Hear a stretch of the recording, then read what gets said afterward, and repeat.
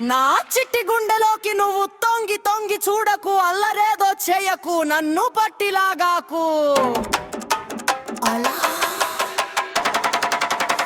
అలా